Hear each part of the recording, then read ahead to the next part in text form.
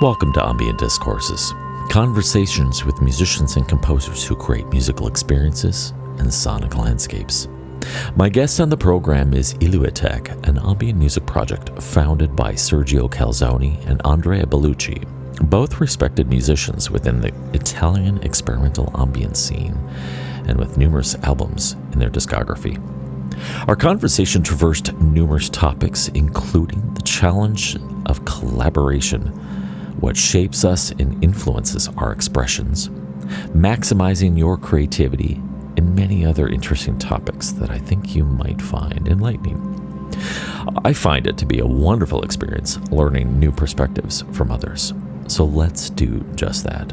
Grab your day pack and a little sustenance. Let's see where this conversation takes us. I present my conversation with ILUITEQ. Andrea and Sergio, both from ILUITEQ, it's wonderful to have you on the podcast and the program. I'm really excited. I was first introduced to your music from a press release that came through from N5MD, which is the record label you guys are on. And when I first heard Reflections from the Road, I was amazed and as well as enamored by it, because not too long ago I had read the book The Road by Cormac McCarthy, and I was like, this is great, the convergence of two universes. So welcome to the program. It's wonderful to have you here. Thank you. Let's start out first, before we get into some of the deeper questions.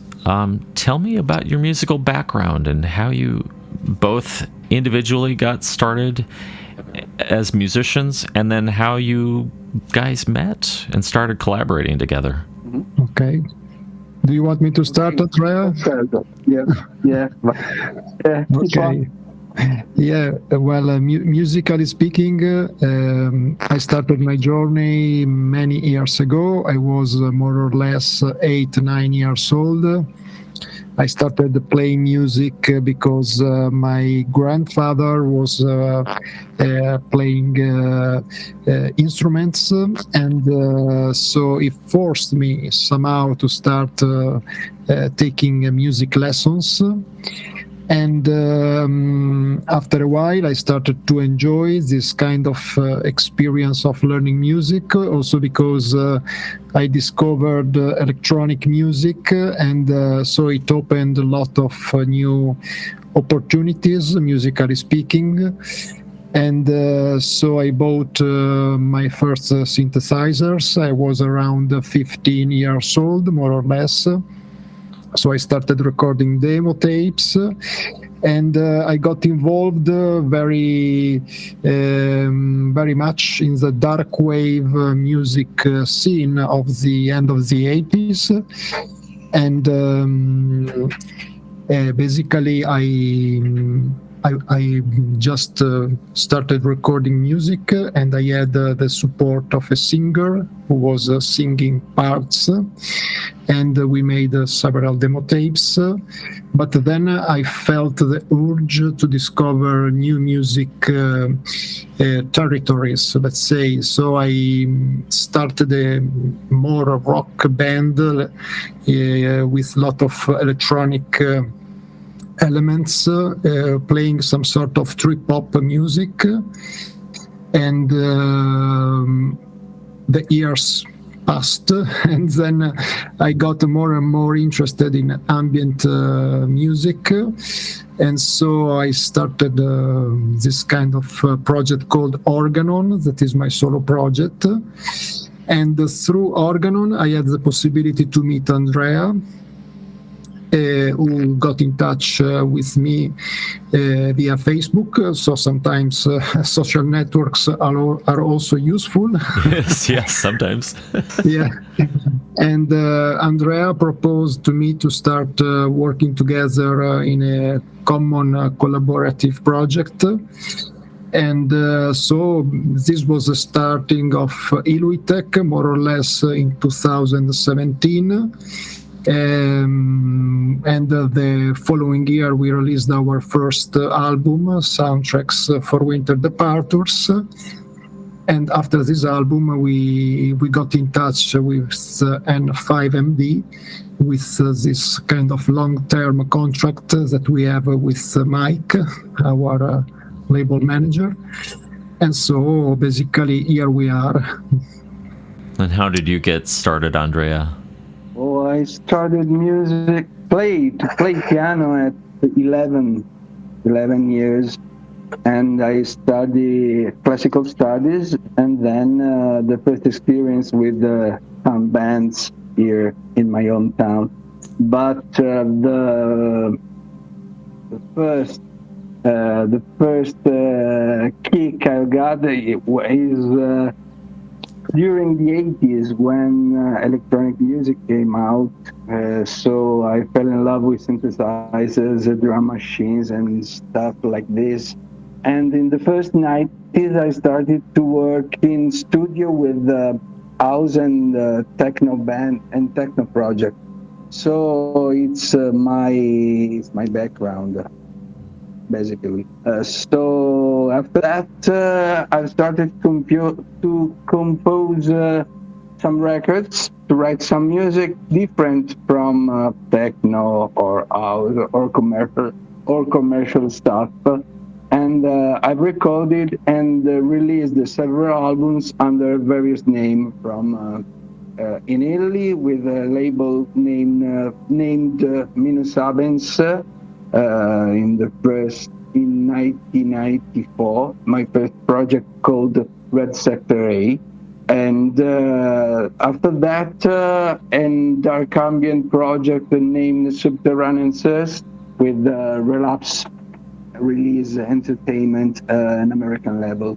After that, many other projects with various labels, and then I met Sergio. So with Sergio, we talk about the chance to share a project, and we have the idea to release an album, to release an ambient album. And we gave the name of ILUITEQ, which was our in a sort of a name which can recall the ambient landscapes and a sort of ice or stuff like this, glacial music. And we are very proud about this project because we have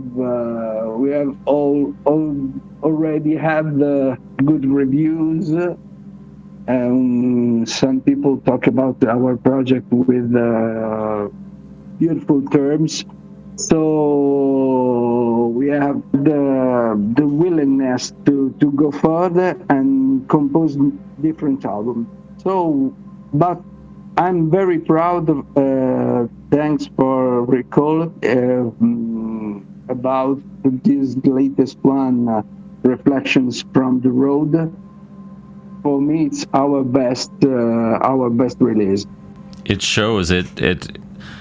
I have really enjoyed, on a personal level, I've really enjoyed the listening experience. It was very easy to find. Yes, it was very easy to find the music after we have decided the concept regarding the Cormac McCarthy books. We are in a couple of years ago. We're trying to find a concept to go further after 4 albums, and I proposed to Sergio to make some sketches. Thinking about the Cormac McCarthy book, it's very simple, because it's a particular book regarding nuclear war, different landscapes, a sort of dark soundtrack, and our music. It's a sort of dark soundtrack with some melodies. So it was very easy to compose some music with this concept in mind. Mm-hmm. Yeah, for the listener that's not aware of this book, the Road is the name of the book, and it's it's a vivid portrayal of a post-apocalyptic world, the challenges that this man and this boy faced on trying to survive and make their way to a coastal region, hoping for relief of some sort. And I think you guys did a remarkable job painting such a vivid picture with your music, conveying, like, there are moments of a sense of urgency and needing to run and escape immediate peril, and then there's moments of bleak feelings of just, oh my God, what's gonna happen to us? And I think that you guys did a remarkable job reflecting the book, and I'm really happy to have heard this album. How did you guys come across N5MD and beginning that relationship there? How did that come about? Well, it was very the typical way. Basically, we sent demos to different music labels because after our first experience together with Andrea with this English label, we wish to find a label that was maybe a bit more strictly connected to our music style. And so we already knew N5MD since many years, considering they did a lot of great albums with different projects that we love. And so I decided, why not trying to send a demo of some new materials that we are working on and see how things maybe can develop. And I was quite surprised because after a really few days I got a message back from Mike that he just listened 4 unreleased tracks, and he really enjoyed what he listened, and he offered to us a long-term contract, basically working together. And so this is the way that our partnership started. And after a few months, we finalized our second album that is called The Loss of Wilderness. And then it was released, and so we continued working with Mike because we really find his label really professional in the way to work with the different music acts. And it's not really that easy to find so professional labels nowadays. So yeah, we are very lucky. You are. I have to say, from the media side of things, watching the communications come from Mike at N5MD, they have indeed been very professional, and the quality of music that they've been releasing is really good. And I think you guys fit very nicely into their portfolio of artists, and I see music coming from them all the time, and I would say the vast majority of the artists that come out of N5MD, we're playing them on the program, and they're just high caliber music, and which I think speaks volumes to you guys in your work, in your collaboration together. Let's pause the conversation for just a moment. We're going to listen to the opening track of ILUITEQ's 2023 release, Reflections from the Road. This is entitled The Passage, here on Ambient Discourses.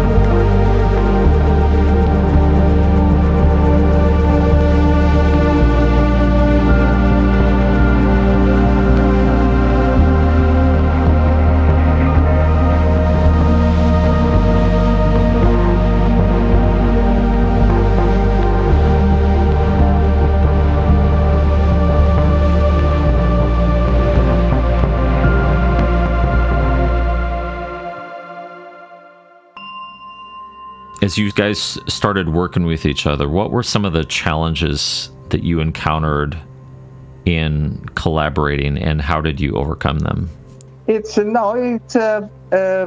I I have to say it's very simple to work with Sergio because we share the same vision, the same ideas regarding music. And music with the strong melodies and beautiful sounds. It's our first idea. Regarding ILUITEQ, and it is the main. It's the more important thing when we talk about the chance to release a new album or new tracks.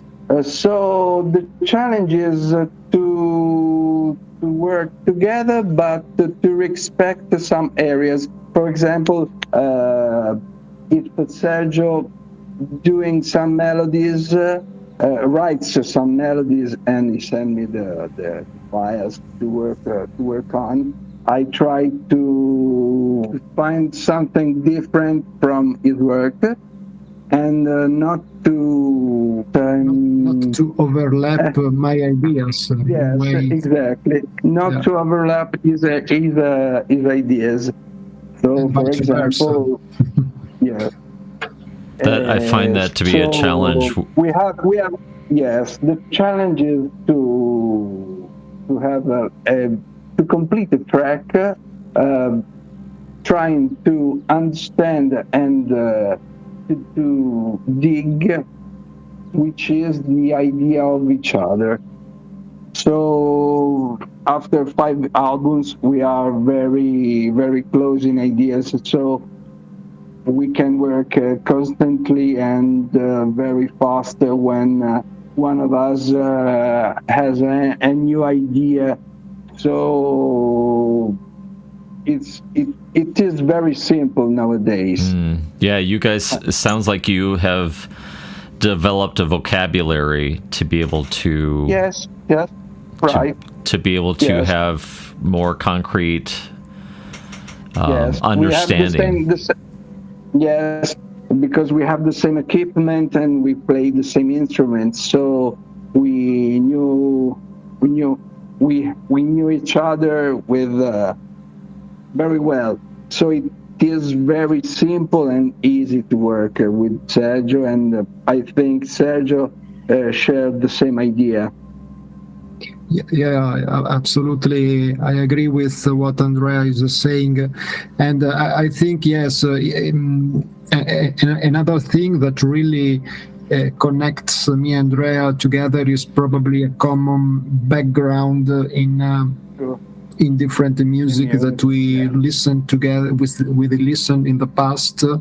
And so, yeah, the vocabulary is pretty much the same due to this common background that we have both me and Andrea. So yeah, the main challenge also for me in the beginning was I have this let's say tendency to over-arrange, over-produce, and so for me I had to just let's say, Sergio, bear in mind that you're not working with a solo project, you're working with someone else. So I really had to limit myself in the beginning because I put myself in the shoes of Andrea, and I was saying, well, poor Andrea, what else he can add in this track? So I started really to strip down a lot of things because I wanted absolutely to hear the contribution of Andrea. And I think also maybe for Andrea was probably a bit different because he had more probably music collaborations compared to me. So I think Andrea was knew that he had just to send some backbone of a track and not really over-arrange. So he always just sent me the skeletons of his ideas because he wanted me to add my things. So he probably had more experience compared to me in music collaborations. Usually when you work with electronic sounds, it's very important to be minimal in sometimes. not use so much sounds which can crash each other. So it's important to use few sounds, but these few sounds have to be more have to give the ideas, the main idea of a new track. So with Sergio, after 4 albums, he became and it starts to be more minimal than the past, and send me a few tracks where I can put my ideas, and after that we have the chance to complete the track very fast. I love that the music that you guys have created has a melodic component, and I know that not very many. It's the main idea. It's the main idea of our project, to compose melodic tunes and not so ambient sounds ad literam. So it's very important to have a melody for us. Can you talk about, from maybe a philosophical point of view, what you feel the role of the melody is when you're creating music? It's the more important thing regarding music, because it's the difference between an artist and another one. So with Sergio, when we started to release the first tracks of ILUITEQ, the main idea was to be more melodical as possible, not a new age sounds or music, but beautiful sounds with strong melodies which can remind to our project, to our concepts, and not a simple book of sounds, maybe beautiful, but without a soul. So the more important thing for us is the melody. And around this melody we build our tracks. I like that how you put that the melody is the soul of the composition. Yes. Yeah. That's it. Go ahead. Yeah, if I can add regarding the melodic component of our music, I think melody is also has a strong narrative power. So melody can really depicts or tells or can support you trying to tell a story, and instead if you just use sounds without really a melodic, let's say, backbone, sometimes the message is not clear to the listener. So melody can support you trying to transfer a concept, a story. Also, if you are playing instrumental music, as it is our case. So with melody, you are more. You can really. Yeah, you can, let's say, be more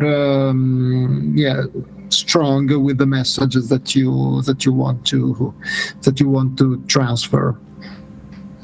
That's true. I noticed that with ambient music, there is so much ambient music that is really just all about an exploration of texture, and those things are fine and interesting of themselves. But I think when you, to your point, when you add in that melodic component, you're able to tell a more vivid story, and by extension, it fulfills half of the requirement of, if you're familiar with the famous quotation from Brian Eno, that ambient music is simultaneously ignorable as it is interesting. Yes. So that dichotomy of those two worlds of this is background music, but it's also has the potential to be completely interesting. Yes, it's Yeah. It's very The idea of subtle. Brian, yes. The idea of Brian Eno is to use the music just to complete an ambient, so an environment. For us, it's important that one person who wants to listen our records follow the travel we have composed. We prefer that way. So for us, ambient music is not only a question of simple sounds, but it's important to have a story, and the story for us, it's synonymous of the melody. To have a melody for us, it's very important because it's the only way to distinguish our project from each other. Yeah. There is many artists in America, for example, Steve Roach or Robert Rich, who have beautiful sounds but strong melodies in their music. In fact, they are very recognizable. So it's very simple for us to listen to a record. Let's say it's Robert Rich or Steve Roach, because they have the trademark, and the trademark is a melody. For us, it's the same thing. I think that's really interesting that you pointed out. With different results. Right. And I think it's really interesting that you pointed out that it helps add kind of your signature to it, that helps add personality and a flair of uniqueness. We share the same computers, the same software, and the same keyboards. So our signature is the melody. And it's the most important thing for us. Where do you guys? I know that you've you've drawn from McCormick's book, The Road, as your latest expression. But have there been other things, whether in life or in your observations about the world, that you like to tap into as a source of inspiration to help you come up with additional melodic ideas or other intangible pictures when you're creating? Yeah, well, for me personally, when I create music, for me it's important to have like in mind what kind of story I would like to tell with this music, and so start to think about songs not just as single isolated ideas, but start to have a more cohesive and start to have a bigger picture of where we wanted to go. So all our albums that we released started with a basic idea, a rough idea of what we wanted to express with these albums. So starting from the first one, Soundtracks for Winter Departures, the idea was really to have like a sort of collection of songs of people that are voyaging, that are departing, that are leaving places and going somewhere else. And so I have like this kind of soundtrack that support the voyage, let's say. And with our second album, instead, The Loss of Wilderness, the idea since the beginning was to try to express our point of view regarding the environment that we live, the problems that we have, the ecological problems that we have with nature, the sustainability of our lives. This was basically the main idea behind our second album. And the third album, instead, The Light Inside, The Dark Outside, was,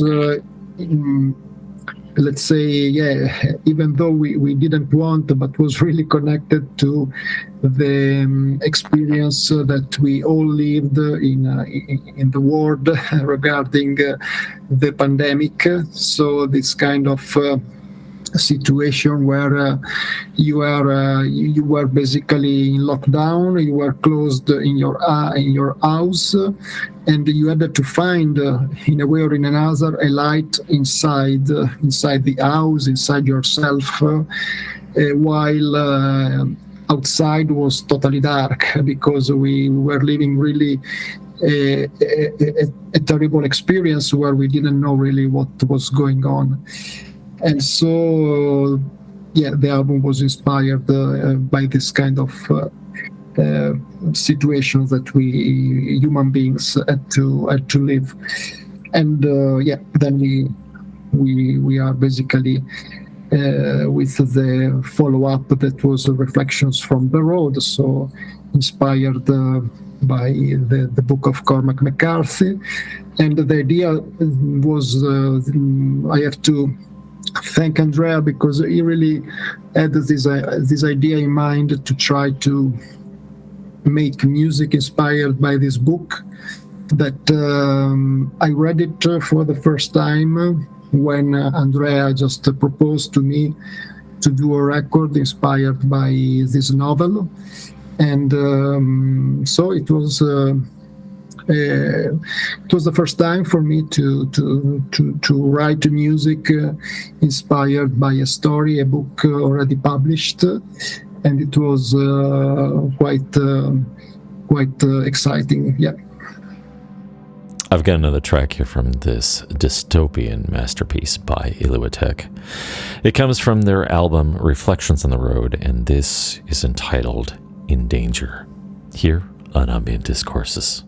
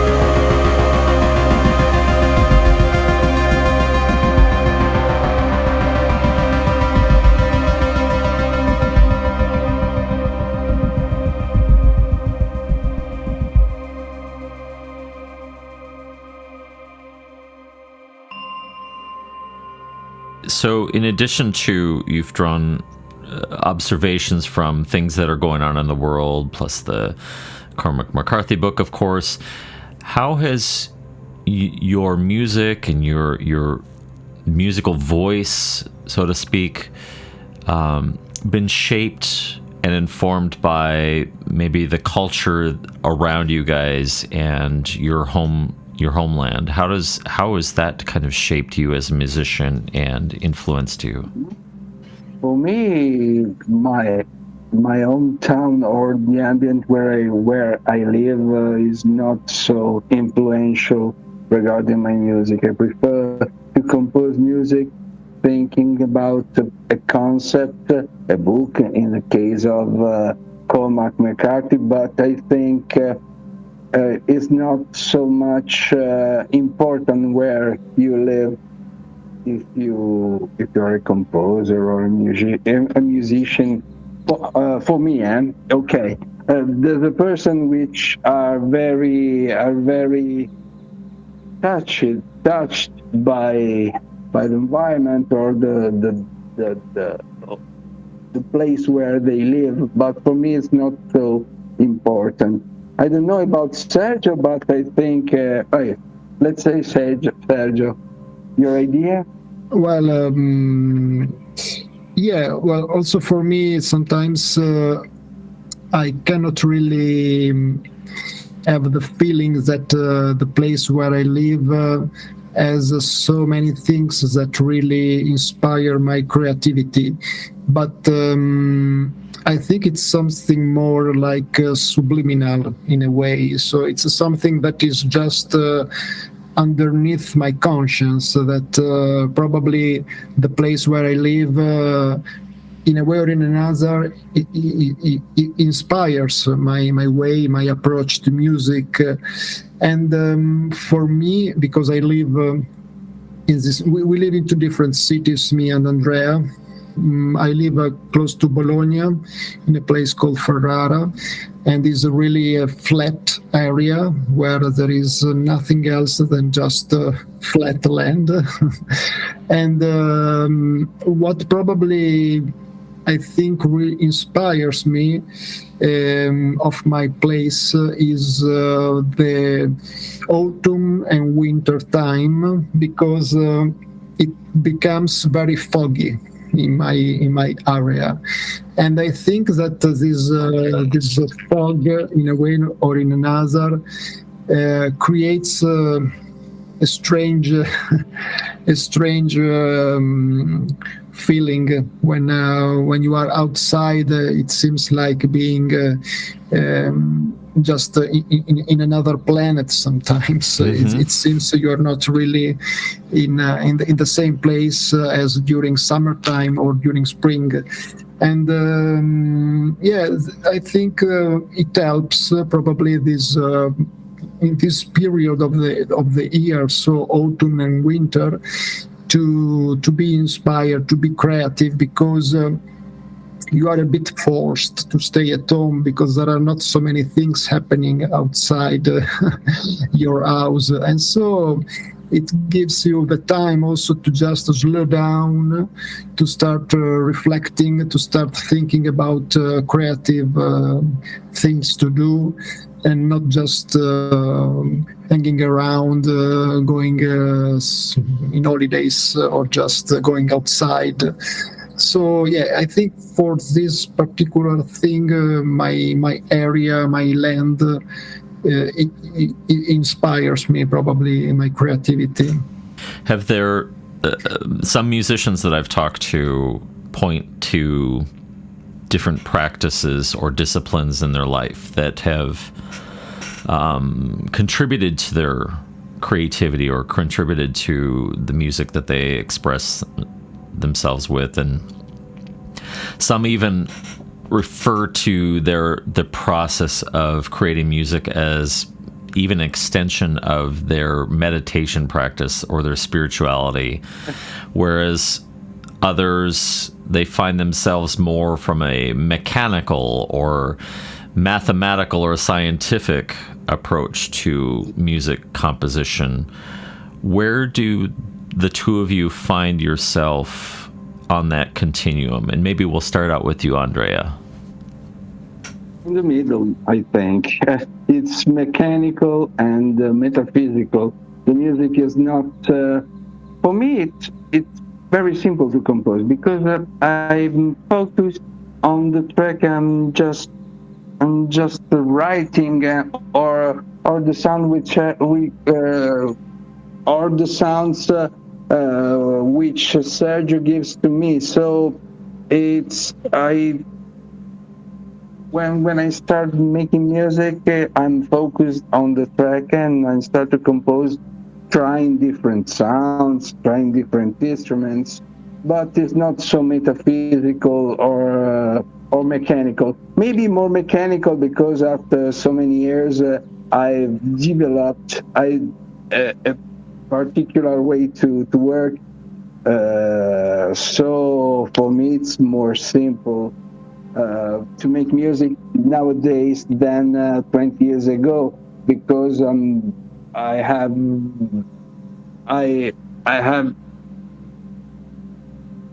reached a good practice with my instruments, so I can work very quickly, and so it's very simple for me to work on a new track.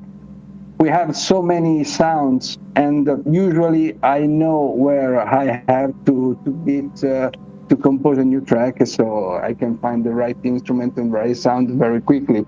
So for me, it's maybe more mechanical than metaphysical. Okay. And how about you, Sergio? Well, it's an interesting question. I mean, I think also in my case, I'm a bit in the middle. So there's probably, let's say, a mechanical part, as you described, and there is also a more metaphysical, mystic approach to music. What I can say is that in my case, it is true what Andrea tells, that with the years you get more experienced, you get more, you have more capabilities to develop ideas, to shape ideas in a quick way. But I think the most difficult thing for me, it is, of course, to try to create something that sounds fresh to my ears, because I really do not like to repeat myself. So this effort in trying to be, I don't want to say original because it's a word that I do not like, but at least to try to shape something that to me it is not something that I already made in the past. This can be quite a challenge. And I noticed that quite often for me the biggest difficulty is to start with a new fresh idea, and then it is sometimes it happens this kind of very, let's say, exciting experience, not always, but sometimes it happens that I'm working like if I am in a flow. So it seems like that I do not have to think, and basically the track sometimes develops by itself, and after maybe 10-20 minutes that I'm working on a new song, I just stop for a while and I say, "Whoa, how could I manage? How did I manage to reach this level of composition, this level of the development of the track?" So it's really exciting when this kind of special moment happen. It's not always, but when it happens, it's really rewarding, let's say, because there is something, of course, a bit metaphysical, because creativity, it's not really something that you can always force to come out of you. So this is quite special when this kind of things happen.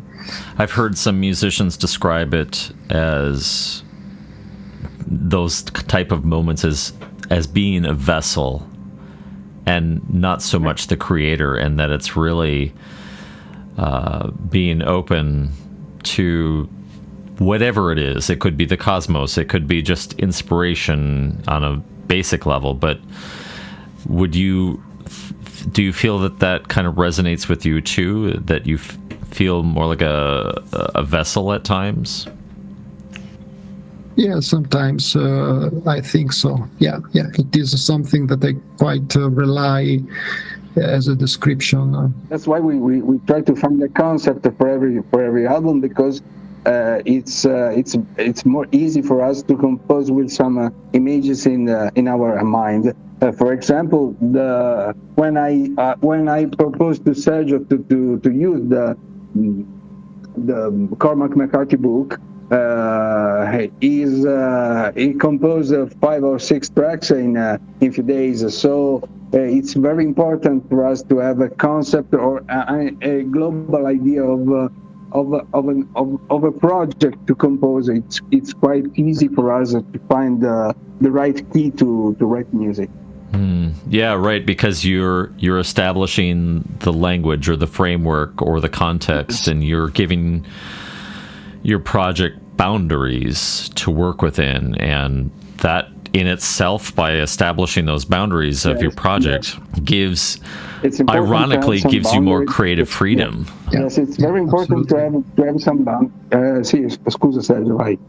No. Well, I was saying that I agree with that. Having limits sometimes it's really it gives you much more inspiration to find ways to express creativity, and so I think it will be interesting, I think both for me and Andrea, to try to express ourselves also making music for a movie, because you are really strictly connected to what the filmmaker wants to express with the movie. So you really have like a frame that is specifically designed, and you have also time frames that you have to respect, and so I think it would be an interesting opportunity if sooner or later would happen.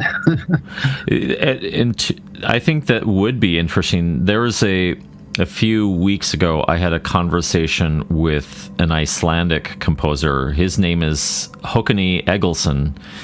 And he was, pardon the pun, instrumental in helping create the soundtrack for a Netflix series called Katla. And he described it was very fascinating to hear his experience of first starting out and what it actually evolved into becoming. He first approached the film scoring process with all his own ideas and all of his own approaches, but eventually that all got discarded.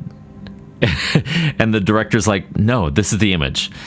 And he described the challenge of deadlines and having to find efficient ways of composing, and then getting feedback, and then immediately going into production, and then going back and reiterating that process multiple times until you get the right product. So I think, to your point, Sergio, I think it would be a really good exercise for you guys. Even one of the things that Håkani recommended for aspiring composers, people who want to get into film and television, is to connect up with just small independent filmmakers or film schools in your community or nearby at the nearest major city, and finding someone that you can connect with relationally and get started out on just small films and start working your way in. And I think that'd be really fascinating. And I think you guys would be a natural fit for that, I think. Yeah, thank you. Yeah, it could be a challenging and exciting experience, and I think your suggestion is really good to try to find and get connected with some local filmmakers that wants to start making things. So yeah, that would be interesting. It's not so simple to keep in touch with some movie persons, for example, directors or stuff like this, because they have their musicians. So for us, it could be a good challenge and a good experience to make some movie music for us. But I think it's we have to be more focused on a project like this. And we need so much time that is not so simple for us. We have a regular job, so it's very difficult for us to have some so much music to compose and so few days or to work on. Right, and the other wonderful thing though about the music that you guys create, especially that you're adding the melodic component and you have a theme that helps guide your compositions and your composing process, I think naturally your music lends itself well to film and cinema because it tells such a vivid story. I agree with you. And yes, I agree with you. And you can allow the listener to paint their own pictures based upon your music. I've got another amazing track that you have to hear. This comes up from ILUITEQ's follow-up release to Reflections from the Road. The album is entitled Reflections Revisited, and this track is entitled Before and After, here on Ambient Discourses.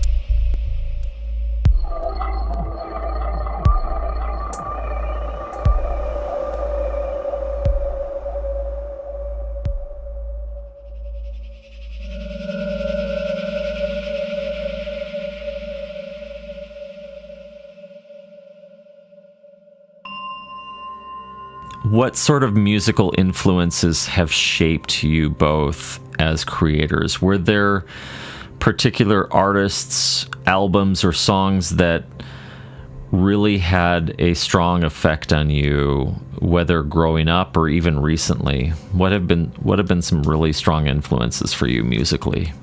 Okay, I start. Well, let's say that when I was a kid, my father was really fascinated by electronic music, and he used to record on tape radio programs. And I remember that this was this kind of new wave radio show, and he recorded a track of an English band that is called Freur. They were used to call Freur because the band doesn't exist anymore, and the track is called Doot Doot. And the band eventually became Underworld after several years in the 90s. And this song, I remember I was like 6-7 years old, had really a strong impression on me because it was something really totally out of mind, because these sounds, this way to treat the voice, it really sounded like some science fiction music. I don't know how to say. And so I think that this particular song really had a strong impact on my music development, my research in music that I also continued to have in the following years. And so after this particular track, I really got interested in all the electronic music of the 80s, especially Depeche Mode was also another major influence on me. And growing up, I really started to listen many different kind of music styles, also jazz compared to ethnic music, but in a way or in another, I always went back to electronic music. And what I really enjoy about electronic music is that it has apparently a limitless possibilities. So basically, compared to an ordinary music genre where you are really limited to the use of bass, drums, guitar, electronic sounds can really be shaped in total different ways, and there are many different synthesis techniques, sampling techniques that you can use to shape your sounds and your music. And for me, it has always been very exciting to have this very open palette of music timbers, music source, sound source that you can use and shape to create your own music. How about you, Andrea? Who have been some influential artists for you? When I was a kid,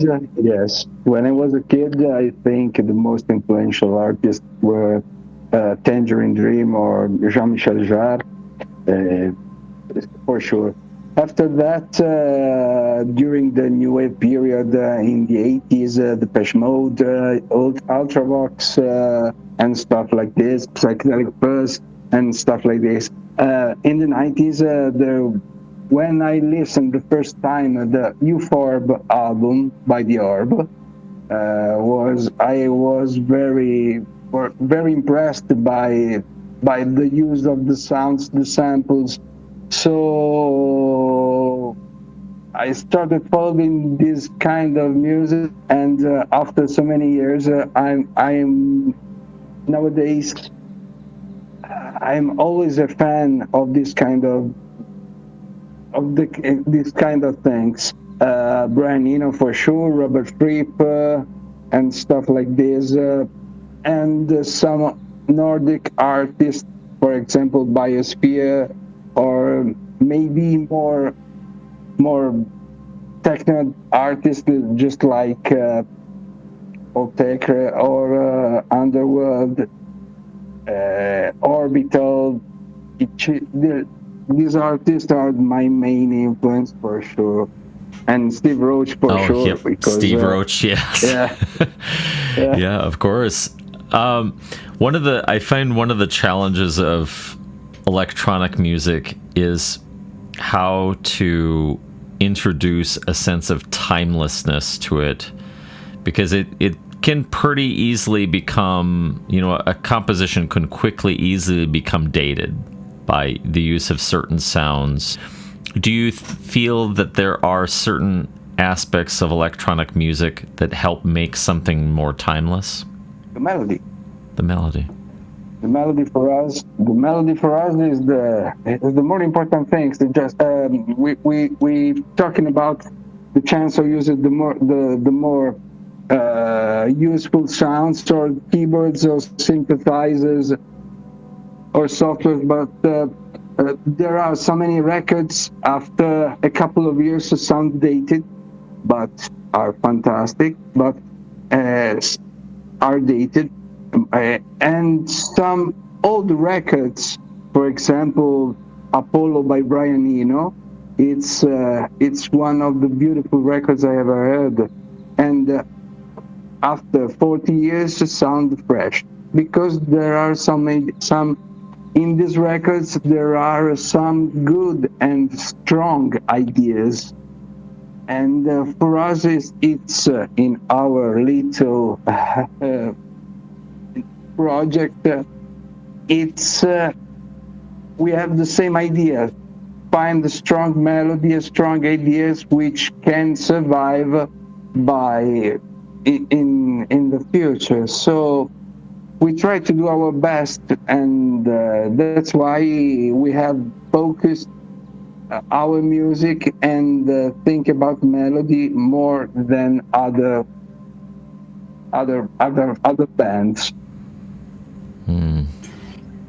Yeah, I like what you said too, that even some of the things that sound pretty dated still are a valid and wonderful expression themselves. And it's almost kind of like looking at old photographs that conjure up nostalgia and nostalgic feelings about maybe a place or people, and I like that. How do you feel about all this, Sergio? Yeah, well, I feel that there are records that have been made 10 to 20 years ago that are still timeless. And I think, the idea, as Andrea said, is probably what really makes the difference between a record that can be remembered for ages and another record that is forgotten after just a few weeks. And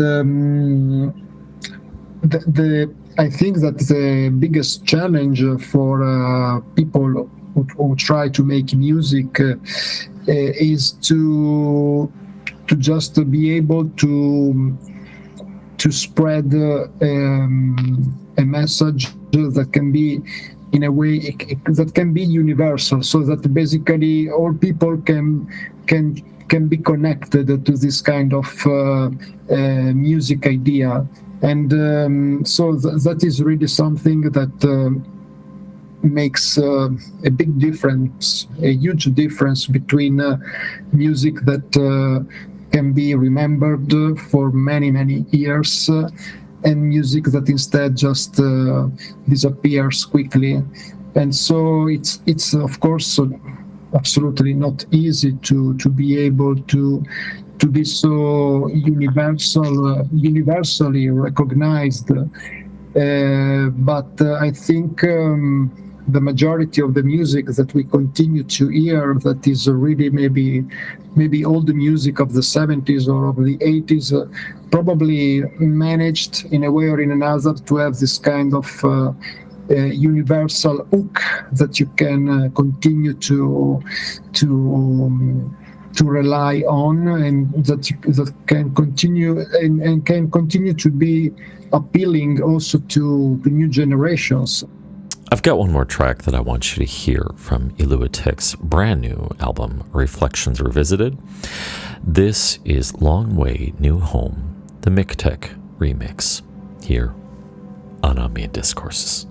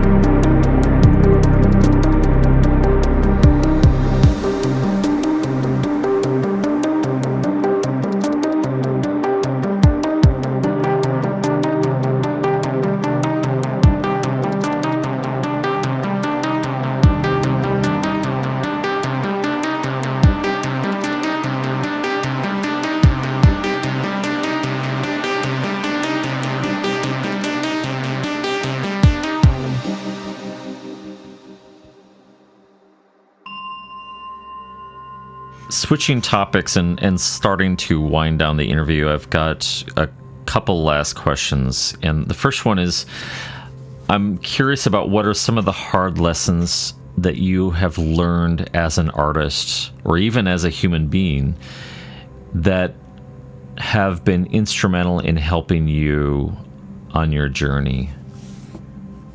And maybe we'll start with you, Andrea. Yes. The most important lesson is for me to be humble. To be humble is the most important thing if you want to play music and you want to release music and reach some good result. I think it's very important to play an instrument because you will find always someone who is better than you. So it's important to keep focused on what you want to do and be humble. So work hard and with passion, because I think one person who listens your music feels if you compose and you write your music with passion, or it's a simple an exercise of style. For me, it's very important to try to share my passion to the people who listen to my music. It's very important. But the most important lesson is to be humble and work hard. For me, it's important. It's the most important thing if you want to compose and release some music. That's beautiful, Andrea. Thank you. How about you, Sergio? What have been some of the toughest lessons that you've had to learn and that have been instrumental in shaping you?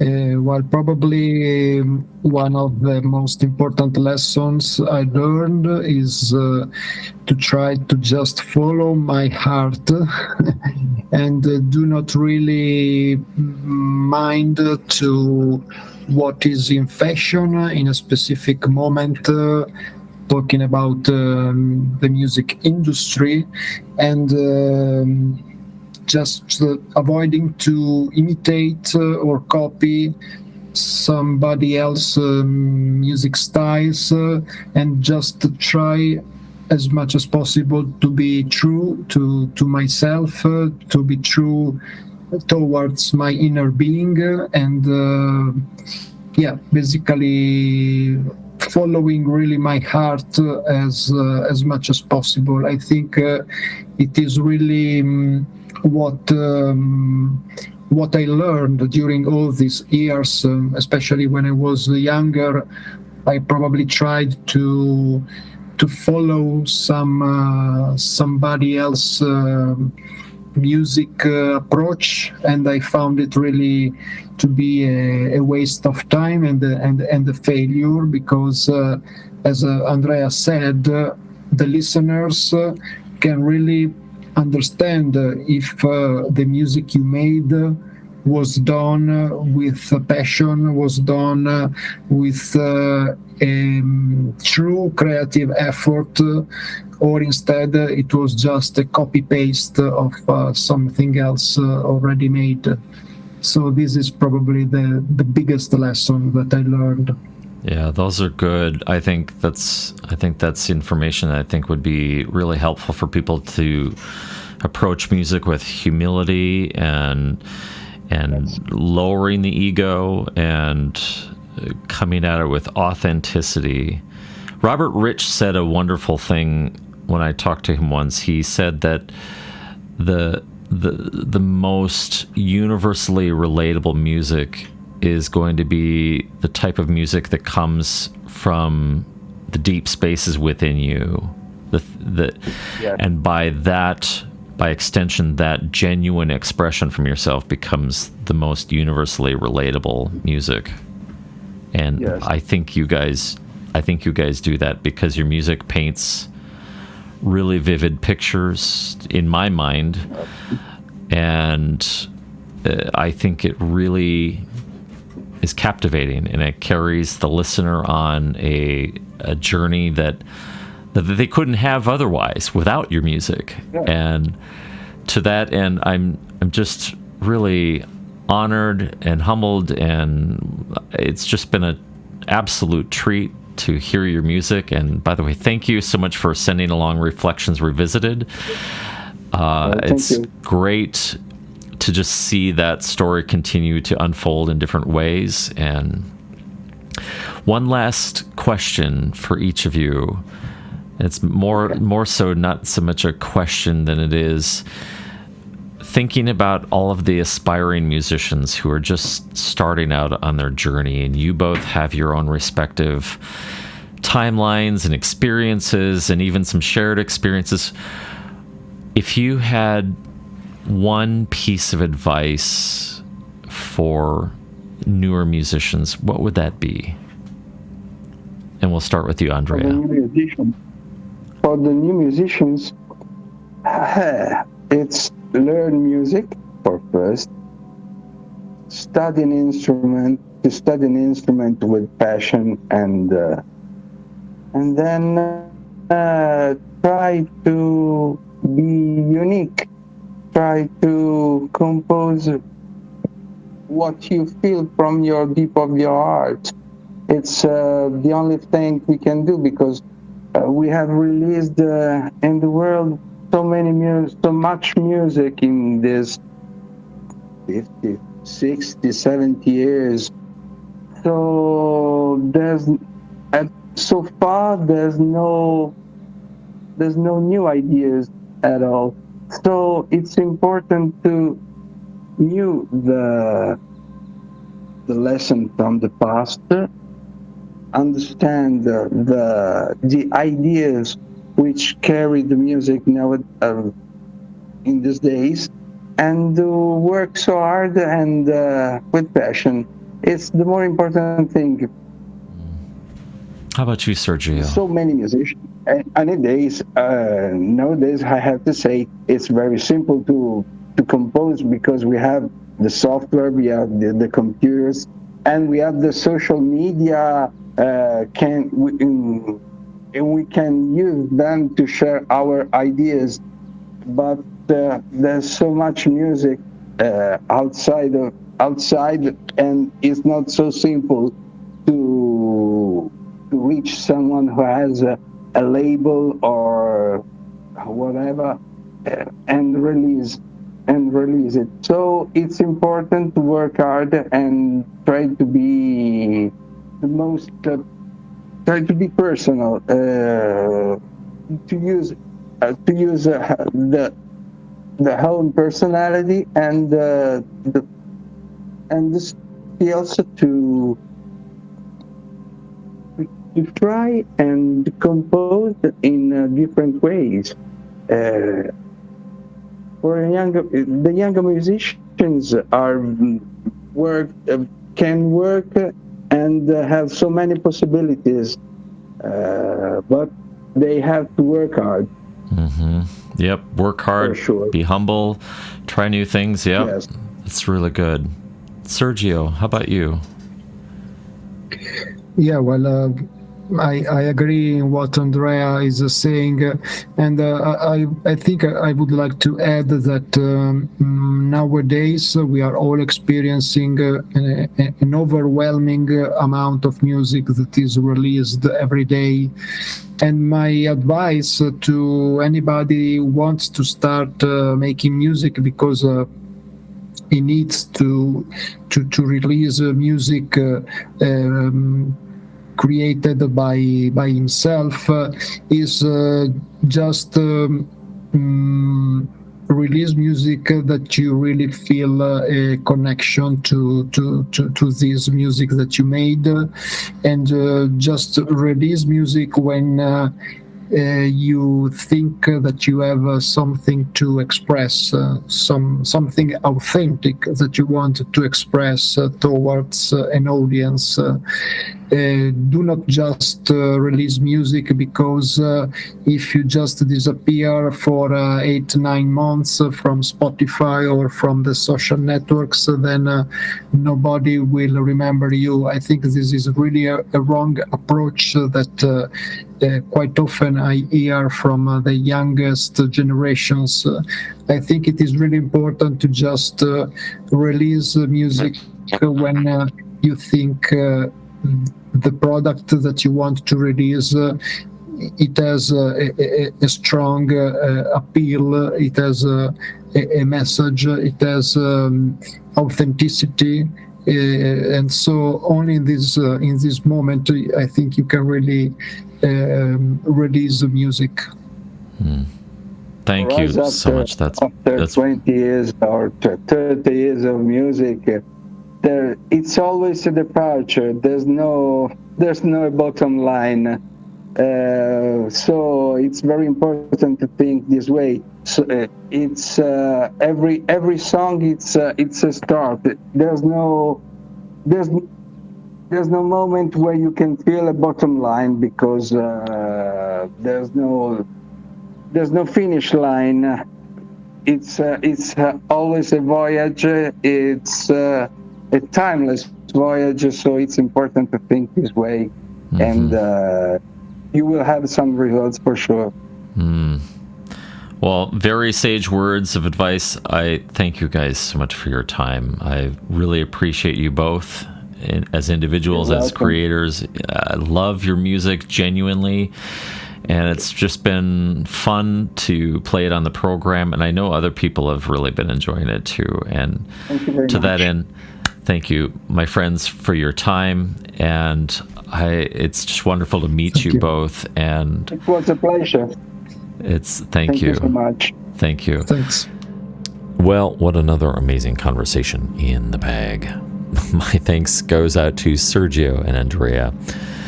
I really appreciate the conversation. I felt like I learned a few new things, and I've certainly have some new perspectives to weigh against all the things and perspectives that I have, and to further evolve as a human being and as an artist. My thanks also goes out to Mike over at N5MD Records. Thank you for the hookup. I appreciate it as always, and it's just wonderful to see all of the great artists coming our way from that amazing record label. You can find more music from ILUITEQ at Bandcamp at iluitec.bandcamp.com. ILUITEQ is spelled ILUITEQ.